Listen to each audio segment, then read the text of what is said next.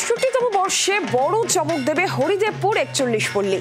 মানুষের থেকে যন্ত্র বড়, কে কাকে ছাপিয়ে যাবে ভবিষ্যতে? মানুষকে কি একসময় চালনা করবে যন্ত্র, নাকি বরাবরের মতন শীর্ষে থাকবে মানুষই?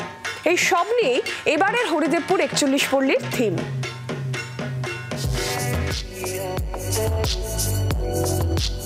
মানুষ বড় না যন্ত্র? ভবিষ্যতে কে কাকে ছাপিয়ে যাবে? আধুনিকতার চরম পর্যায়ে পৌঁছে বিজ্ঞানকে নিয়ন্ত্রণ করবে মানুষ, নাকি মানুষকে নিয়ন্ত্রণ করবে মেশিন?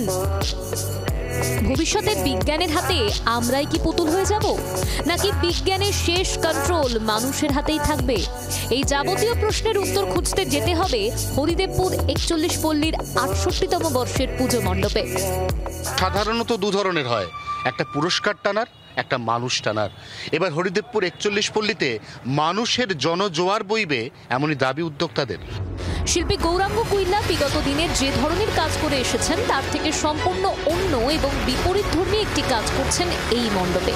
প্রতিমাতেও বড় বিস্ময় অপেক্ষা করছে দর্শকদের জন্য। তার থেকেও বড় চমক ৫০ ফুট উঁচু একটি রোবট বা যন্ত্রমানব, যে নিজের অভিব্যক্তি বা নড়াচড়া দিয়ে শাসন করতে চাইবে ভবিষ্যতের মানব জাতিকে। এই থিমটার পেছনে যে নতুন প্রযুক্তির যে আমরা আনছি, সেইগুলো অনেক আশা করি মানুষকে টানবে।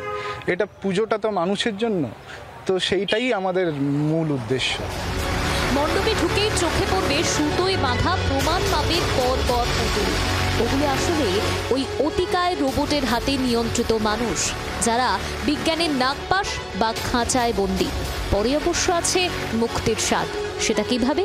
মুখে কুলুপ উদ্যোক্তাদের, কারণ সেটাই মণ্ডপের মেন ক্লাইম্যাক্স। ৫০ ফুটের এই যন্ত্র মানব যা নাড়াচাড়া করবে, সেটা দিয়ে হরিদেবপুর ৪১ পল্লী ঠিক কি করতে চাইছে তা নিয়ে এখনো পর্যন্ত মুখে কুলু পেটে রয়েছেন পুজোর উদ্যোক্তারা। জি ২৪ ঘন্টার জন্য ক্যামেরায় তরুণের সঙ্গে অয়ন, কলকাতা। বাংলার আওয়াজ, বাঙালির আবেগ, জি ২৪ ঘন্টা।